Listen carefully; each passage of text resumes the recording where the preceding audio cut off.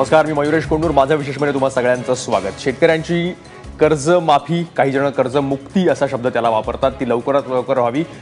गेल्या दोन महिन्यांपासून महाराष्ट्रातला हा अतिशय पेटलेला राजकीय विषय आहे आणि जास्त करून तो शेतकऱ्यांच्या रोजच्या जीवनाशी जास्त संबंधित आहे. कर्जमाफी यापूर्वीही महाराष्ट्रात घडलेली होती, देशभरात सगळीकडे घडली होती. त्याचीच पुन्हा एकदा प्रचिती यावी, पुन्हा एकदा शेतकऱ्यांची कर्जमाफी व्हावी अशी मागणी सगळीकडनं होते आहे. संघर्ष यात्रा विरोधकांची निघालेली आहे. पण हा स्वर अधिक टिपेला पोहोचला जेव्हा मुख्यमंत्री योगी आदित्यनाथ यांनी उत्तर प्रदेशमध्ये जे आश्वासन दिलं होतं भाजपने निवडणुकीच्या वेळेत, ते लगेच आल्या आल्या पूर्ण केलं आणि पहिल्या कॅबिनेट बैठकीमध्ये त्यांनी तिथल्या शेतकऱ्यांची कर्जमाफी केली. अर्थात ती सर्व कर्जमाफी नाहीये, सरसकट सगळं कर्जमाफी झालेलं नाहीये. तिथं 1 लाखांपर्यंत ज्यांचं कर्ज आहे शेतकऱ्यांचं, अशा काही कोट्यावधी शेतकऱ्यांचं, जवळपास 2.5 कोटी शेतकऱ्यांचं कर्ज जे आहे तिथं माफ झालंय. मग जर उत्तर प्रदेशमध्ये होऊ शकतं, जिथं भाजपचं बहुमतातलं सरकार आहे, तर महाराष्ट्रात जिथं ही जवळपास भाजपचं बहुमताच्या जवळ असलेलं सरकार आहे, तिथं हे का होत नाहीयेत आणि इथं मात्र कर्जमाफी दिवसेंदिवस पुढे का ढकलली जाते, हा विरोधकांचा आवाज आज टिपेला पोहोचलेला आहे आणि साहजिकच ती चर्चा आज महत्वाची आपल्याला आहे. म्हणून आपण प्रश्न विचारतो की जर योगी आदित्यनाथ करू शकतात तर देवेंद्र फडणवीस का करू शकत नाहीत. या विषयावर आपल्यासाठी बोलण्यासाठी आहेत प्रशांत बंब, भाजपचे आमदार आहेत.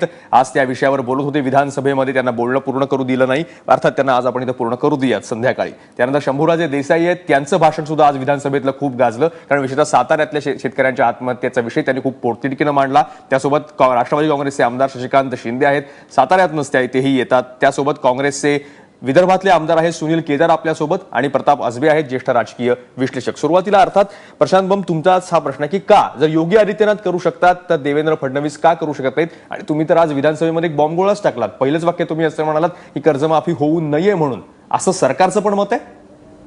सगळ्यात पहिली गोष्ट, वेगळ्या वेगळ्या राज्यांच्या वेगळ्या वेगळ्या प्राथमिकता असतात आणि माननीय मुख्यमंत्री महोदयांनी महाराष्ट्राच्या सर्वात अगोदर सांगितलं होतं की कर्जमाफी हा पूर्ण शेतकऱ्यांना आत्महत्याच्या विवंचनेतनं बाहेर काढण्याचा एक त्याच्यातला पार्ट आहे. तो पूर्ण काही त्याच्यातनं शेतकरी बाहेर निघू शकत नाही. म्हणून उत्तर प्रदेश आणि महाराष्ट्र जसं आता आज उत्तर प्रदेशने केली, वेगळ्या वेगळ्या कंडिशन्स टाकून केलेली आहे. याच्यापेक्षा चांगलं आपण म्हणजे कर्जमाफी आणि त्याच्याबरोबर अजून आपण चांगलं करणार आहोत. आपण विचारलं मला की आज मी जे बोललो हाऊसमध्ये, मी सुरुवातच अशी केली होती की माझं सगळ्यांनी पूर्ण ऐकून घेतल्यानंतर आपल्याला कळेल, म्हणून कृपया माझं म्हणणं आपण पूर्ण ऐकून घ्या, अशी मी सुरुवात केली. आणि मी सांगितलं की शेतकऱ्यांना कर्जमाफी केलीच नाही पाहिजे. काय केलं पाहिजे हे सांगण्याच्या अगोदरच हा शब्द ऐकला आणि मला बोलूच दिलं नाही. पण केलीच नाही पाहिजे जवळपास स्पष्ट आहे ना. काय केलीच नाही पाहिजे हा सांगतो, याचा अर्थ स्पष्ट आहे. सांगतो ना. त्याचा अर्थ कसा आहे की आज समजा आपण शेतकऱ्यांची कर्जमाफी केली तर जास्तीत जास्त 30 ते 40% शेतकऱ्यांना ज्यांनी कर्ज घेतलेली आहेत, आज राज्यामध्ये 40 ते 50% शेतकरी यांना कर्जच मिळालेले नाही. आणि विशेषतः जे कोरडवाहू आहेत, ज्यांना या आत्महत्यामध्ये ग्रस्त होताना खरोखर गरज आहे पैशाची, त्यांनी कर्ज नाही घेतलेले. साहेब, तुम्ही कर्जमाफी केल्यानंतर त्या शेतकऱ्या आपण असं म्हणतो, आपण काय म्हणतोय, कर्जमाफी करा, शेतकऱ्यांच्या अकाउंटमध्ये पैसे टाका किंवा सरसकट सर्व शेतकऱ्यांना, बागायतदार असेल, कोरडवाहू असेल, 8 महिने पिकं घेणारा असेल, 6 महिने पिकं घेणारा असेल, असं नाही म्हणत आहे ना आपण सांगतोय सरसकट कर्जमाफी करा. पण तुमचं म्हणणं काय की सरसकट कर्जमाफी करू नये, कोरडवाहू क्षेत्र जे आहे तिथला शेतकरी जास्त आत्महत्या करतोय त्यांचंच फक्त व्हावं असं तुमचं म्हणणं आहे? नाही, माझं असं म्हणणं आहे त्याला जास्त दिलासा मिळाला पाहिजे. जे आत्महत्याग्रस्त एरिया आहे, ज्यांच्यामध्ये सतत आता वेळ कमी असतो की हे धोरणात्मक निर्णय आपण बरोबर वापरले नाही गेल्या 40-50 वर्षामध्ये. असं होऊ शकत नाही साहेब की राज्यामध्ये एका भागामध्ये 5,000 आत्महत्या, 3,000 आत्महत्या, दुसऱ्या पण भागात एकही आत्महत्या नाही झाली पाहिजे. परंतु याचाच अर्थ असा की आपण एक विशिष्ट भाग एकदम चांगला बनवला आणि दुसरं राज्यकर्त्यांचं काम काय असतं, जिथे नाही त्या आपल्या पूर्वीच्या चुका झाल्याच, हे तर कोणी म्हणतच बरोबर आहे. मग आज काय करायला पाहिजे, आपण ही माफी करताना किंवा त्यांना देताना त्यांच्या अकाउंटमध्ये जर पैसे टाकले, आपण समजा आपल्याला 2 भाग आहेत, आज आपण कर्जमाफी बरोबर आहे आणि दूरगामी परिणाम करणार आहे. आता ताबडतोब दिलासा देणं गरजेचं आहे, हे राज्य सरकार मानतं, सगळेच जण मानतात. मग कसं केलं पाहिजे, तर त्याकरता सरसकट कर्जमाफी केल्याने जो विवंचनेतला शेतकरी आहे तो बाजूला राहतो आणि फक्त त्यांनाच ते माफी मिळते ज्यांनी. पण तो कसा बंबचा फुटकाचा कायम असं म्हणाल की कोरडवाहू विशेषतः मराठवाडा विदर्भाकडचा आहे, तिथं जास्त आत्महत्या पाहायला मिळाल्यात आणि पश्चिम महाराष्ट्र विशेषतः आपल्या भागातल्या आमदारांचा आणि राजकीय नेत्याचा कायम तो आक्षेप राहिला की पश्चिम महाराष्ट्रामध्ये जो बागायत आहे, शेतकरी सदन आहे, तिथं त्याचा राहिलेला आहे. पण शंभूराजे देसाईंनी आज जी साताऱ्यातली कथा मांडली सगळ्यांसमोर, मी तुमच्याकडे येतो. शंभूराजे देसाई हा जो म्हणणं आहे की ज्याला कोरडवाहू किंवा ज्याला जास्त गरज आहे त्यांना अधिक दिलासा द्यावा आणि बाकीच्या याचा सरसकट करू नये, ज्याला दिलासा आवश्यक आहे त्यांना प्रथम द्यावा, असा न्याय या न्यायानं सगळीकडे कर्जमाफी करता येईल. आपण तर साताऱ्यातलं उदाहरण पण मानलं, जो विशेषतः बागायत आहे. हा मयुरीजी, आज सभागृहामध्ये मी या ठिकाणी जी भूमिका मांडली की या महाराष्ट्रातल्या शेतकऱ्यांनी कर्जमाफीच्या संदर्भात, कर्जमुक्तीच्या संदर्भात या ठिकाणी या सरकारकडे आणि या महाराष्ट्रातल्या चालू असणाऱ्या विधिमंडळाच्या अधिवेशनाकडे त्यांचं डोळे लागलेले आहेत. आता आमचे सहकारी, आमचे मित्र आहेत प्रशांत बमसाहेब, ते म्हटले की कोरडवाहू आणि बागायत अशा पद्धतीनं थोडंसं त्याच्यात बदल करावा आणि सरसकट सगळ्यांना कर्जमाफी देऊ नये. साहेब, मला असा विभागवाद या ठिकाणी आणायचा नाही, पण जी काल घटना घडली साताऱ्यामध्ये, आमच्या 2 शेतकऱ्याच्या मुलांनी आत्महत्या केली, एकानं विष पिऊन आत्महत्या केली आणि ते कळाल्यानंतर त्याच्या भावानं रेल्वेखाली उडी घेऊन आत्महत्या केली. म्हणजे आता या शेतकऱ्याचा पश्चिम महाराष्ट्रातल्या सुद्धा आज या ठिकाणी संयम सुटलेला आहे. हे एवढ्यासाठी मी सांगतोय की ठीक आहे ना, पश्चिम महाराष्ट्राकडे नेहमी पाहता की सदन भाग आहे, पण मला एक थोडासा वेळ द्या. हा सदन भाग हा इथल्या शेतकऱ्यांनी कष्ट करून, इथल्या शेतकऱ्यांनी शेतीतले नवनवीन प्रयोग करून, इथल्या शेतकऱ्यांनी ऊसाला जे किंवा ज्या महत्वाचं ऊसाचं पीक आहे या पश्चिम महाराष्ट्रातलं, साहेब 5-5, 6-6, 10-10 किलोमीटर पाईपलाईन शेतकऱ्यांनी सहकारी तत्वावरच्या उपसा सिंचन योजना करून शेतात पाणी नेलेलं आहे. ह्या शेतकऱ्यानं कर्ज काढलं आणि त्या उत्पन्नातनं शेतीच्या कर्ज फेडून तो शेतकरी ज्यावेळी त्याला उत्पन्न चांगलं मिळत होतं त्यावेळी त्यानं कर्ज फेडली. पण दुर्दैवानं या शेतीला ज्या पद्धतीनं उत्पन्न मिळायला पाहिजे ते मिळत नाही, ज्या पद्धतीनं पीक पिकलं त्याला बाजारामध्ये भाव मिळाला पाहिजे तो मिळत नाही, आणि दुसऱ्या बाजूला शेतकऱ्याचे शेतीसाठीचे सगळे खर्च वाढत चाललेले आहेत. आणि मग शेतकऱ्याला हमी भाव हा जोपर्यंत तुम्ही देण्याची खात्री देत नाही की तुझं अमुक उगवलेलं पीक या भावानं अमुक वेळेत बाजारामध्ये घेतलं जाणार आहे, हे शेतकऱ्याला हमी भाव द्या, या संदर्भातली सुद्धा भूमिका सरकारनं घेतली पाहिजे. आणि म्हणून आज सहनशीलतेचा अंत संपल्यानंतर पश्चिम महाराष्ट्रातल्या 2 शेतकरी बांधवांनी आत्महत्या केली. माननीय मुख्यमंत्र्यांना मी सभागृहामध्ये हीच विनंती केली आमच्या पक्षाच्या वतीनं की आता आपण म्हणताय की शेतकऱ्याच्या पाठीमागं महाराष्ट्र शासन उभं आहे, शेतकऱ्याला आम्ही मदत करायला बांधील आहोत. मग आता मी मान्य शासनाला सुद्धा आज सांगितलं की आता अंत पाहू नका. पण शंभूराजे ते का करत नाहीयेत? कारण शिवसेनेनं अनेक दिवस मागणी लावून धरलेली आहे. शिवसेनेनं अक्षरशः सभागृह बंद पाडा असे आदेश आपल्याला दिलेले होते उद्धव ठाकरेंनी. त्यानंतर शिवसेनेने मागणी केल्यानंतर सभागृहाचं कामकाज सुरू नव्हतं. त्याच्यामुळे नंतर काही मंत्र्यांना आणि आमदारांना घेऊन मुख्यमंत्री स्वतः दिल्लीला गेलेले होते. शिवसेनेचे सुद्धा मंत्रीगण त्यांच्या बरोबर होते. असं असतानाही मग फडणवीस सरकार ते पुढे पुढे का ढकलतायत? आपण अपेक्षा ठेवताय मुख्यमंत्र्यांकडून, पण तरी सुद्धा एवढं सगळं होऊन ते करत का नाहीयेत? उत्तर प्रदेशमध्ये म्हणजे मागून येऊन ते पुढे गेले, आपण का तिथंच राहिलो? अगदी बरोबर आहे. म्हणजे या कर्जमाफीच्या संदर्भातला निर्णय हा पहिल्यांदा अर्थसंकल्प मांडताना ज्यावेळी आम्ही अर्थसंकल्पाचं भाषण करण्याचं वित्तमंत्र्यांचं ऐकत होतो त्याच्या अगोदर माननीय मुख्यमंत्र्यांनी याच कर्जमाफीच्या, कर्जमुक्तीच्या मुद्द्यावरनं सभागृहामध्ये जे निवेदन केलं त्याच्यामध्ये माननीय मुख्यमंत्री महोदयांनी स्पष्ट सांगितलं होतं की आम्ही केंद्राकडे मदत मागू, केंद्राकडे एक शिष्टमंडळ जाईल. तसं शिवसेना, भारतीय जनता पक्षाचे ज्येष्ठ मंत्री आणि आमदारांचं एक शिष्टमंडळ दिल्लीला गेलं. वित्तमंत्र्यांना, केंद्रीय कृषी मंत्र्यांना भेटलं. राज्यानं आपला वाटा उचलायची तयारी दर्शवली, केंद्रानं आपला वाटा द्यावा ही मागणी केली. आणि आजही सभागृहामध्ये माननीय मुख्यमंत्र्यांनी हे सांगितलं की जर केंद्र देणार नसेल तर राज्यानं सोर्स कसा उपलब्ध करायचा, राज्यानं या कर्जमुक्तीसाठी लागणारा पैसा कसा उभा करायचा याच्यासाठीचं वर्किंग हे आम्ही करतोय. एक्झॅक्टली. तर तोच उशीर झाला का? तोच उशीर झाला का? शंभरात येतो प्रश्न आहे. आपण शशिकांत शिंदेकडे येतो, पण त्याच्या अगोदर बंबांना की मुख्यमंत्री सगळ्यांना घेऊन दिल्लीला गेलेले होते आणि या अपेक्षेमध्ये होते का की उत्तर प्रदेश आणि महाराष्ट्राला एकाच वेळेस केंद्र सरकार देईल, पण प्रत्यक्षात तसं घडलं नाही आणि मग आता वेळ आलेली आहे विचार करायची की आम्ही उत्तर प्रदेशच्या मॉडेलचा अभ्यास करू आणि मग महाराष्ट्रात ठरवू. उशीर झाला, केंद्र सरकारवर अवलंबून होते आणि ती अपेक्षा भंग झाला, असं काही झालं नाही. असं नाहीये. बघा, केंद्र कोणतीही एखादी योजना मंजूर करतं किंवा ते करतात तेव्हा ते पूर्ण देशाला लागू असते, बरोबर आहे. आपण असं म्हणत होतो केंद्राला की असं काहीतरी पॅकेज तयार करावं लागेल ज्याच्यामुळे महाराष्ट्राला त्याचा फायदाही होईल, आम्हीही त्याच्यात काही हिस्सा उचलूया, महाराष्ट्र शासन आणि केंद्र शासन. ती अपेक्षा होती महाराष्ट्र सरकार. हो, आहे, अजूनही आहे, अजूनही आहे. पण आता उत्तर प्रदेश याच्यावरून दिसत नाहीये. नाही, केंद्र बघा, उत्तर प्रदेशचा टोटल वेगळा इश्यू आहे, सगळा वेगळा. तर आपण त्याची तुम्ही उत्तर प्रदेश आणि महाराष्ट्राची चर्चा लावू, पण तेव्हा बोलू. राज्य शासन केंद्र शासनाकडनं जेव्हा ही गोष्ट करते ना, ते प्रपोजल आपण देणार पण आहोत त्याकरता, पण त्यांची वाट नाही बघणार, आपण अगोदर करणार आहोत.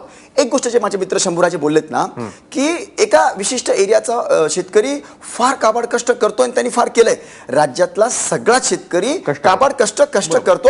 फरक का आला मी तुम्हाला त्याचं सांगतो, तुम्ही अदरवाईज घ्यायचं नाही. एक गोष्ट मान्य केली पाहिजे की पश्चिम महाराष्ट्राच्या नेत्यांनी, खास करून काँग्रेस आणि राष्ट्रवादीच्या नेत्यांनी, सगळं पाणी मराठवाड्याचं असेल, विदर्भाचं असेल, टोटल तिकडे नेल्यामुळे इकडे ही हालत कायम होत असते आणि म्हणून हे सगळे प्रसंग उद्भवतात. ही गोष्ट तुम्हाला मान्य करावी लागेल. म्हणून हा विषय या पद्धतीने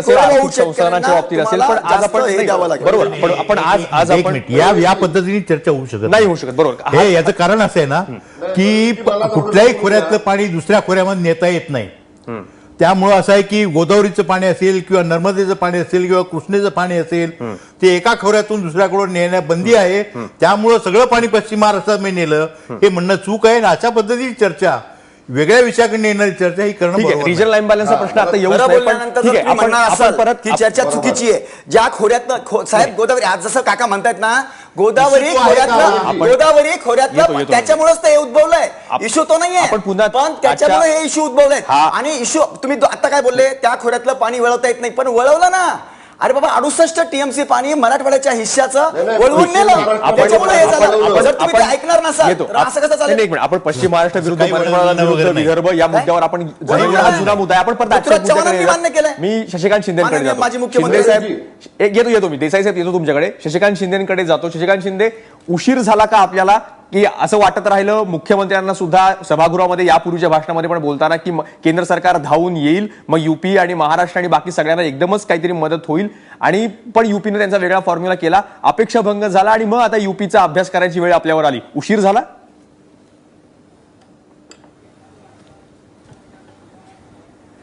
मी स्पष्ट शब्दात सांगतो, या राज्याच्या मुख्यमंत्र्यांना सर्व माहीत आहे.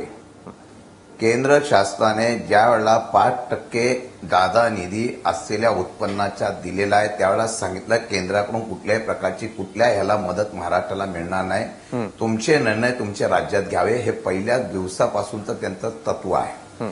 हे फक्त खेळबाजी चाललेली आहे. बालिश सरकार आहे आणि हे बालिश आमदार इथं बसलेले आहेत. यांच्यात हिंमत असेल मग यांनी कर्जमाफी करू नये. हे ज्या पद्धतीने सभागृहात बोलतात, हे लाल घोटे आहे. आमचं सरकार होतं तेव्हा लाल घोटत होते, आता तिथं लाल घोटताय. यांना जरा तरी वाटलं पाहिजे शेतकऱ्यांच्या बाबतीमध्ये कर्जमाफीचा ती एवढा महाराष्ट्रामध्ये आम्हाला काय हाऊस नाही. आता काही निवडणुका नाही, 2 वर्षानंतर निवडणुका आहेत, परंतु वस्तुस्थिती आहे दुष्काळ आणि ह्याच्यातून रोज आत्महत्या होत आहे.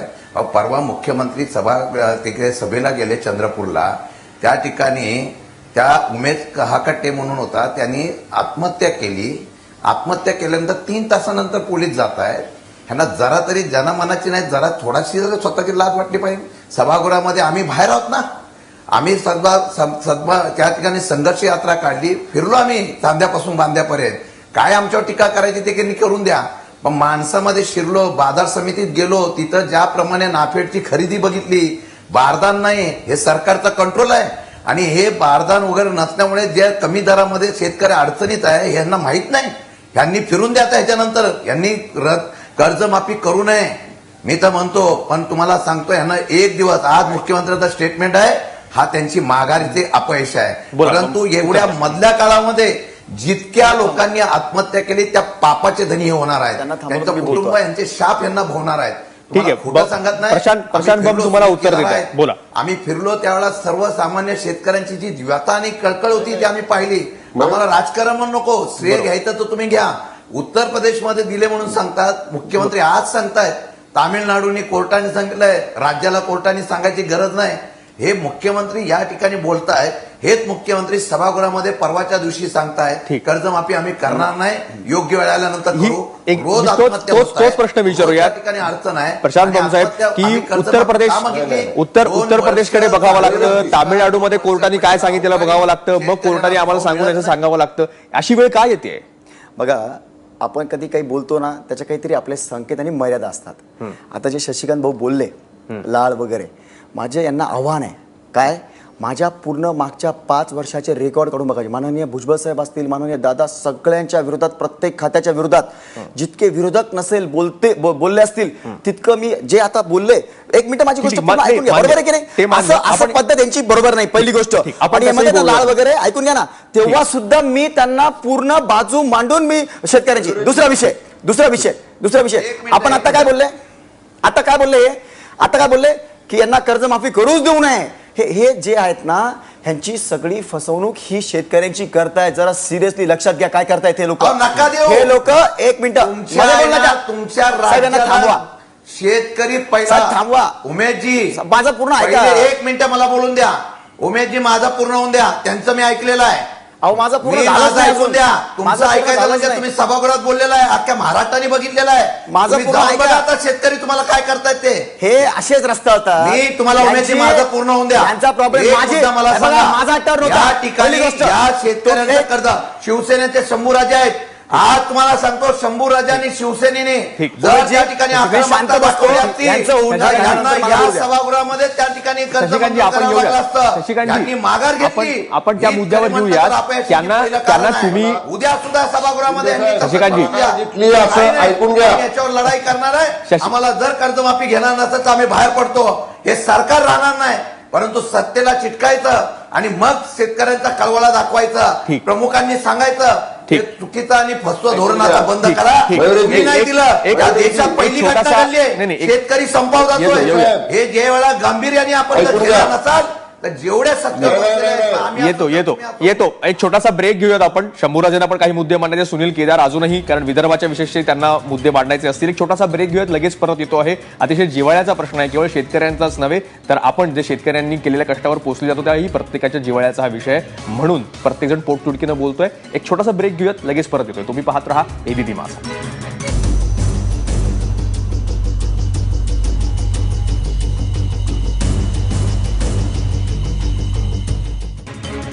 एकदा तुमचं माझा विशेषमध्ये पुन्हा एकदा स्वागत. आपण विषय असा आहे आजचा की योगी आदित्यनाथांनी जो पहिल्याच निर्णयामध्ये उत्तर प्रदेशमध्ये करून दाखवलं की कर्जमाफी सगळ्यांना केली. महाराष्ट्रामध्ये इतके महिने आपण चर्चा करतो तरी ते प्रत्यक्षात महाराष्ट्रात का येत नाही. सुनील केदारांकडे जाऊयात, विदर्भातले काँग्रेसचे आमदार आहेत. सुनीलजी, जो थोड्याच वेळापूर्वी पृथ्वीराज चव्हाणांनी पत्रकार परिषदेमध्ये मुद्दा मांडला, उत्तर प्रदेशकडे आपण बघतोय, ठीक आहे, प्रश्न विचारतोय, ठीक आहे, पण उत्तर प्रदेशमध्ये फक्त 1 लाखापर्यंतच जी आहे ती कर्जमाफी झालेली आहे. महाराष्ट्रात जर ते आणलं तर महाराष्ट्रात 1 लाखांमध्ये किती शेतकऱ्यांना मिळू शकेल? आणि पृथ्वीराज चव्हाणांनी तर अशी मागणी केली की नाही, 1 लाखाची महाराष्ट्रात कर्जमाफी व्हावी, पण 1 लाखाची लिमिट ठेवू नये. तर हे प्रत्यक्षात येऊ शकतं का महाराष्ट्रामध्ये?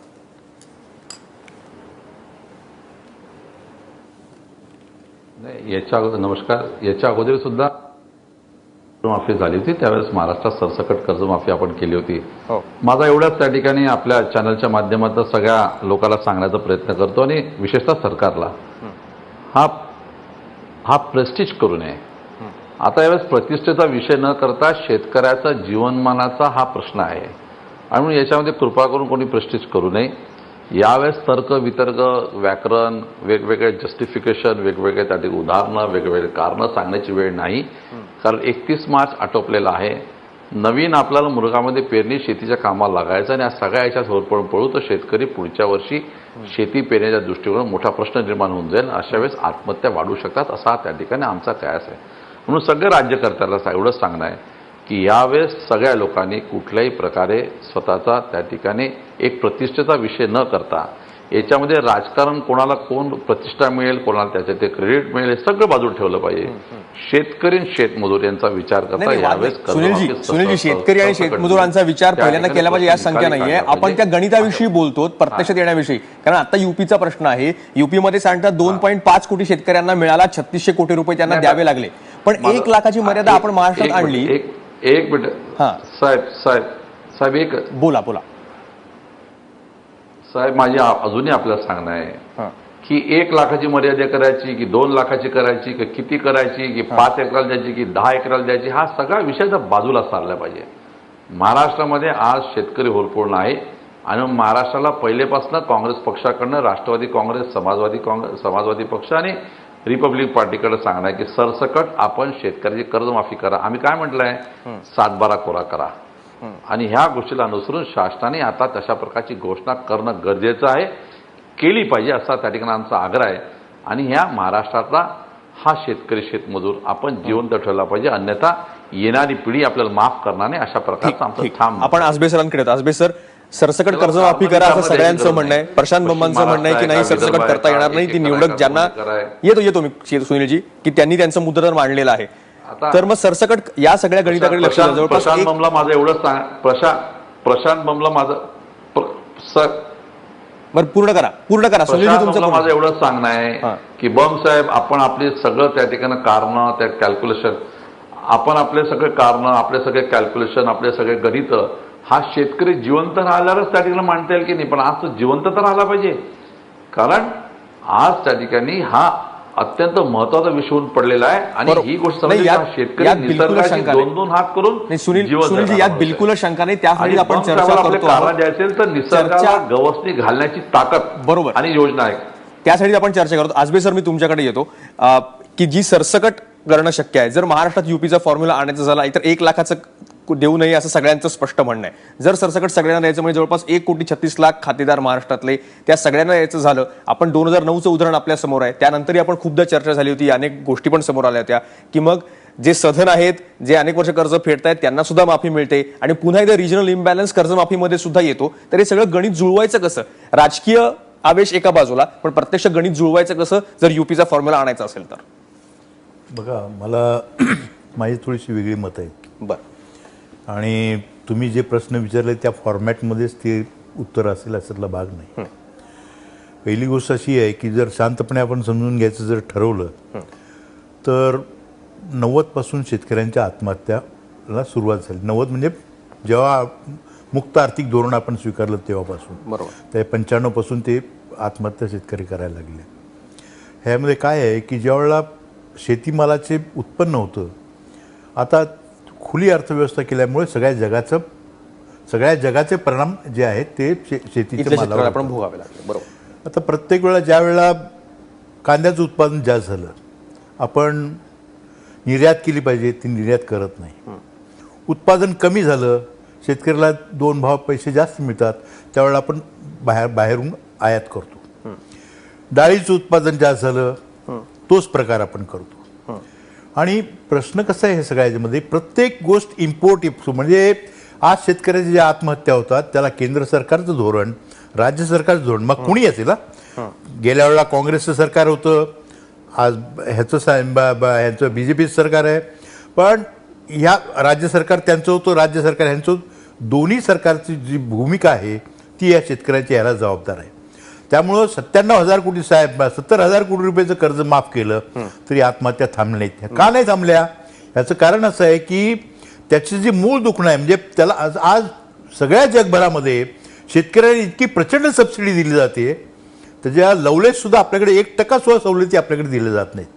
आणि त्यामुळं असं आहे की 70,000 कोटी रुपयाचं कर्ज जरी माफ केली तरी प्रत्यक्षात शेतकऱ्यांचे प्रश्न सुटले नाही. याचं कारण असं की प्रत्येक हंगामामध्ये किंवा प्रत्येक आपत्तीमध्ये त्याला कुठल्याही प्रकारची मदत मिळत नाही. सरकार हस्तक्षेप करून शेतकऱ्यांचे भाव जे आहेत ते पाडण्याचा प्रयत्न करतं. माझ्या मते असं आहे ना की एका कर्जमाफीने हे प्रश्न कधी सुटणार नाहीत. माझ्या मते दर 3 वर्षाला शेतकऱ्यांची कर्जमाफी करायलाच पाहिजे. अन्यथा असं आहे की सरकारने, मग केंद्र सरकारने, राज्य सरकारने शेतकऱ्यांचे जे काही माल आहेत त्यांच्या भावाच्या संबंधातला हस्तक्षेप आहे तो पूर्णपणे बंद केला पाहिजे. अन्यथा त्यांना जर तुम्हाला तो हस्तक्षेप ठेवायचा असेल, माझं म्हणणं असं की तुम्ही शेतकऱ्याकडनं चढ्या भावाने घ्या आणि स्वस्तामध्ये तुम्हाला ज्याला द्यायचं त्याला द्या. प्रश्न ते जर तुम्ही करणार नसाल तर दर 3 वर्षाला तुम्हाला कर्जमाफी द्यावी लागेल आणि ती सरसकट सगळ्यांना द्यायला लागेल. हे तत्व आता कुठेतरी रुजावं लागेल असं मला वाटतं. ते जर आपण केलं नाही तर या आत्महत्या हे सगळ्या देशभर व्हायला लागलेल्या आहेत. त्या आणखीन म्हणजे असं आहे की पंजाब सारखा जो प्रदेश आहे त्या प्रदेशामध्ये व्यसनाधीन झालेले लोक अख्ख्या पिढ्या बर्बाद झाल्या त्यामध्ये. ग्रीन रिव्होल्युशनसाठी प्रसिद्ध असलेला प्रदेश आता इथे व्यसनाधीन झालं. याचा आता असं आहे ना की युपी सारख्या प्रदेश, आता युपी आहे, युपीमध्ये गंगा यमुनेचं खोरं आहे फार मोठं, फार मोठी सुपीक जमीन आहे, तरी सुद्धा तिथल्या सरकारला तिथली कर्जमाफी करावी लागली. ठीक. माझ्या मते असं आहे की माझ्या मते हे पक्ष म्हणजे यांची भूमिका, बीजेपीची भूमिका सोडा, काँग्रेसची भूमिका सोडा, उद्या यांचं सरकार जरी आलं समजा त्यांना 3 वर्षांनी ते करावेच लागेल आणि ते तरी केलं पाहिजे, ही माझी भूमिका आहे. अच्छा, हाच मुद्दा आपण विचारूयात. शशिकांत शिंदेना विचारूयात. जो आता आजबे सर म्हणाले की 2009ला एकदा दिली म्हणून प्रश्न सुटले नव्हते, आज परत आपण त्याच पॉइंटला त्याच उंबरठ्यावर येऊन थांबलेलो आहोत. अशी भूमिका घेता येईल का? एकतर दर 3 वर्षांनी द्या ही वेळ आलेली आहे, किंवा मग हमी भावातला किंवा कुठल्याही प्रकारामधला सरकारचा पूर्ण हस्तक्षेप बाजूला काढून द्या आणि मार्केटमध्ये शेतकऱ्याला स्पर्धेसाठी मुक्तपणे त्याला प्रवेश करता यायला पाहिजे. अशी भूमिका पण सरकार घेत नाही. सरकारला तिथे सुद्धा मध्ये मध्ये करायचं असतं. शशिकांत शिंदे, हा प्रश्न सगळ्यांसाठी आहे. सुरुवात शशिकांत शिंदेपासून करूया. नाही, यामध्ये एक मुद्दा आहे, आजबे सरांनी मागितलेली वस्तुस्थिती आहे. आता जो खर्च होतो शेतकऱ्यांचा, त्या खर्चाचा आपण त्याच्यापेक्षा जास्त फायदा काय याची धोरणं ठरवली पाहिजे. एक तर ज्या वेळेला उत्पन्न जास्त होतं त्यावेळेला त्या उत्पन्नाला, आता मी परवाच्या दिवशी आम्ही सुनील केदार वगैरे आम्ही सगळे, अजितदादा, जयंत पाटील, आम्ही सगळे बाजार समितीमध्ये भेटल्या, करंजाची असलेल्या सगळ्या बाजार समितीत गेलो. 5,050 रुपये हमीभाव तुरीला दिलाय आणि तो 350 रुपयांनी बाहेर नाईलाजाने विकतो. का तर तिथं खरेदीला, नाफेडला त्या ठिकाणी महिना त्या ठिकाणी वेटिंगला राहावं लागतंय. धोरणं जी आहे, जो खर्च होतो त्यापेक्षा हमीभाव द्या एवढी त्यांची मागणी आहे. त्यांचं म्हणणं कर्जमाफी नाही केलं तरी आमचा हमीभाव द्या, पण आज दुर्दैवाने त्याचं नियंत्रण नाही. आज बाजार समिती मोकळी केली पण शेतकऱ्यांना बाजार समितीशिवाय पर्याय नाही, असं चित्र आम्हाला पाहायला मिळालं. हमी भाव नसावा, नियंत्रण नसावं, हे आपल्या सरकारच्या काळामध्ये पण होतं शशिकांतजी. खरं आम्ही ती भूमिका करताना शिवसेनेने सगळ्यांनी एकत्रितपणे, ठीक आहे, राजकारण बाजूला ठेवा, मगाशी सुनील केदार म्हटलं त्याप्रमाणे आज पहिल्या प्रथम शेतकऱ्यांचं कर्ज माफ करून त्यांची धोरणं नीट ठरवली पाहिजे. याचा भविष्य काळामध्ये कर्जमाफीची प्रश्न येऊ नये. आज मला सांगावं, आपल्या शशिकांतजी आपल्याकडे वेळ फार कमी आहे, याच मुद्द्यावर सगळ्यांना बोलायला द्यायचंय. शंभूराजे देसाई, त्या ठिकाणी या शेतकऱ्यांना त्या ठिकाणी अडचण निर्माण केलेली आहे. शंभूराजे देसाई, याच मुद्द्यावर की कायमस्वरूपी दर कालांतरानं कर्जमाफी की पूर्णपणे मुक्ती.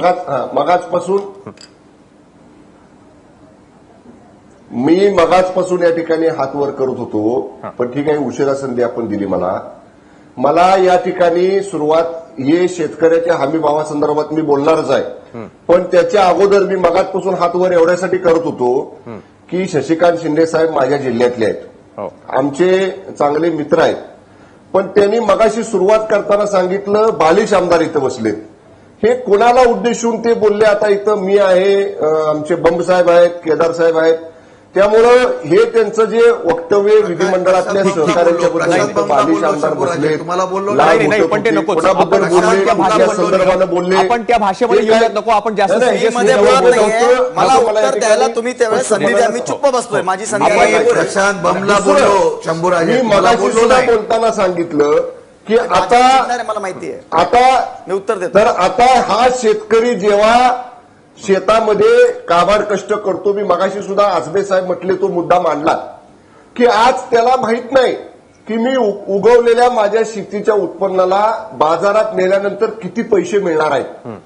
म्हणजे त्यातनं मी घातलेलं भांडवल, मी केलेलं कष्ट आणि माझ्या कुटुंबासाठी लागणारा पैसा हा त्याला विक्री केल्यानंतर मिळणार आहे का नाही, हे आज तो शेतकरी ते पीक घेताना.